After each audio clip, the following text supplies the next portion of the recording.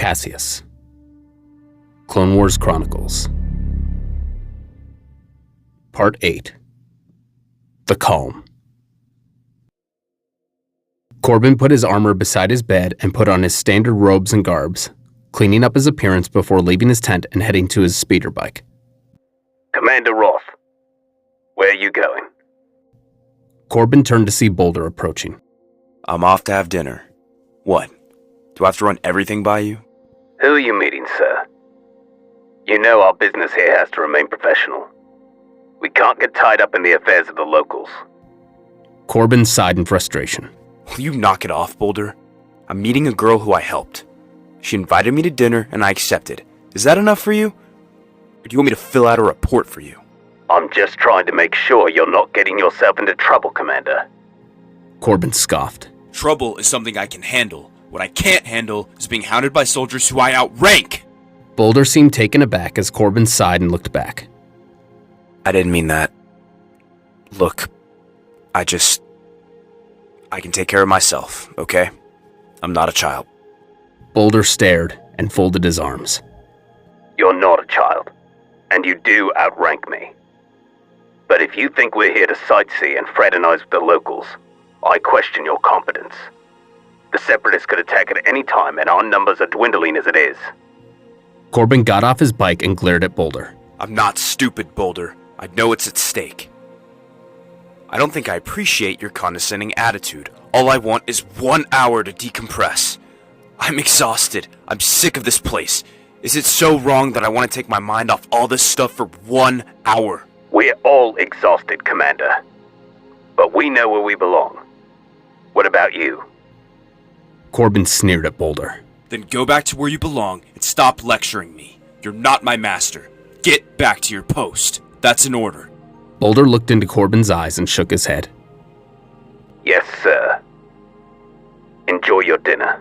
Corbyn growled and stomped the dirt angrily before getting on his bike and speeding off. Meanwhile, Captain Miyagwe made his way to the hangar of his Separatist cruiser, where the 2 battalions of battle droids had landed in their gunships. 2 battalions as requested. Courtesy of Count Dooku, Captain. Excellent. Make sure your troops are stocked up on munitions and supplies. Send a few scouts to the surface to survey the area and have them report to me with what they find. We attack by week's end. Terracia will align with us, or they will crumble. Roger, roger. Miyagwe looked upon the battalions as they stood at attention. By the end of the week, he would prove himself a valuable ally to the Confederacy. Meanwhile, Corbyn arrived at the village and pulled his bike up to Kiana's home. As he stepped off, a tall, burly man with a large beard opened the door and stood in front of the abode, a slug thrower at his side. Corbyn noticed and put his hands up. Whoa, easy. I was invited. The man grumbled and cocked the weapon as a hand reached out from behind him and lowered the rifle. Dad, it's okay, relax. He helped me. I invited him for dinner. Corbyn sighed in relief as he saw Kiana, who smiled and waved. The man looked down at his daughter and glared at Corbyn before going back inside. Kiana scratched the back of her neck and walked over. Sorry. We've had some break-ins in the neighborhood recently. Dad's just been a little on edge. I'd hate to be the guy who tries to break in while he's home. Kiana laughed and patted his back. Come on inside. Dinner's just about ready. Corbyn stepped inside and saw that the house, while sparsely decorated, was quite cozy. A few pictures hung from the wood-paneled walls, and the carpeted floors seemed very tidy. Outside of these, the house was nothing extraordinary. There was a radio, a few amenities, and a bed where that little creature from the other night sat, gnawing on a toy. Do you need anything to drink? We've got fresh water, juice. I'd offer you some ale, but I think my dad wouldn't be too happy about that. Water's fine. Thanks. Corbyn sat at the large metal table and tapped his fingers nervously. He wasn't used to socializing much with strangers. Kiana soon returned with a pitcher of water and a few glasses, fumbling and trying to keep them balanced before one of the glasses slipped from her grasp and fell to the floor. Quick as a flash, Corbyn reached out his hand and grabbed the glass with the force, gently floating it to the table as Kiana looked in amazement. Her father seemed less enthusiastic. That was amazing! Corbyn chuckled and scratched his neck. Thanks. Kiana sat and poured him a cup of water as a warm, delicious smell wafted through the house. What is that? It smells amazing. It's just a pot of stew. Nothing fancy. Compared to what I've been eating the past month, stew sounds perfect. Kiana's mother soon exited the kitchen carrying a large pot of stew. She seemed somewhat frail, but there was a deep kindness in her expression as she smiled to Corbyn and set the stew down on the table. He must be Kiana's mom. I'm Corbyn. The woman waved and signaled to her mouth. Oh, Mom was born mute. Sorry. Corbyn smiled and looked to Kiana's mother and signaled with his hands. Well, the stew looks wonderful. Kiana's mother smiled wide and signaled a thank you to the young Jedi as Kiana looked at him. How do you know how to do that? One of the clones in my battalion can't speak either. I learned enough to communicate. No clones. Corbyn looked up to Kiana's father, who was serving vegetables onto the plates. I'm sorry? No clones. Don't want those creatures here. Dad, please be nice. Corbyn was slightly offended by the comment, but kept his composure. The clones won't be here, Mr. The man's eyes darted to Corbyn as he filled his bowl with a healthy portion of stew. Garm. Corbyn nodded. Well, Garm, the clones aren't here. Just me. You don't need to worry about them. Kiana's mother set a large bowl of stew in front of him, along with a plate loaded with vegetables, cheese, and fresh baked bread with a purple substance spread on the top. Well, don't just sit there, soldier. Dig in. Corbyn picked up his utensils and started eating along with the rest of Kiana's family. The food was exquisite. It had been so long since Corbyn had eaten something that hadn't come from a box or a can. He even went back for seconds, talking to Kiana's father and mother, who he learned was named Maya, about his life as a Jedi and even how he lost his arm. Something that Corbyn rarely talked about with others, much less complete strangers. But he felt comfortable talking to these people. Simple, hard-working, honest folk with simple lives. Even Garm began opening up a bit more and engaging in conversation with Corbyn. Even if just a bit, Corbyn seemed to notice him becoming less tense. After dinner and a dessert of fruit pastries, Garm went to his chair and sat down to read, while Kiana and Corbyn helped Maya wash the dishes. After things had settled down, Corbyn and Kiana walked outside to the fields of grass. Corbyn looked around and saw the horizon lined with tall wind turbines. Sorry again about my dad. He's a bit on edge with all the fighting going on. I know he doesn't care for the clones, but he sure likes them more than the battle droids. It's okay. The war has everyone on edge. Corbyn sat next to Kiana on a broken-down land speeder as they looked up at the stars. It's so quiet out here. When there's no droids, yeah. You've lived here your whole life? Born and raised. What about you? Corbyn stared up at the stars and pointed. You see that planet? All the way out there. The green one. Yeah, I see it. That's Tanab. The Jedi found me there when I was a baby. I was living with my cousins and my uncle on a farm. They told my uncle that I was strong in the Force and should be trained as a Jedi. They brought me to Coruscant and I started my training. You were just a baby? So you don't remember anything, do you? Corbyn closed his eyes. If I focus, I can see some things. The farmhouse, mountains in the distance, a big red ball. Not much else. That must be difficult. Well, sometimes. I don't really think about it too much. I've got a new life now. I have a master, got a best friend. Caseus. You'd like him.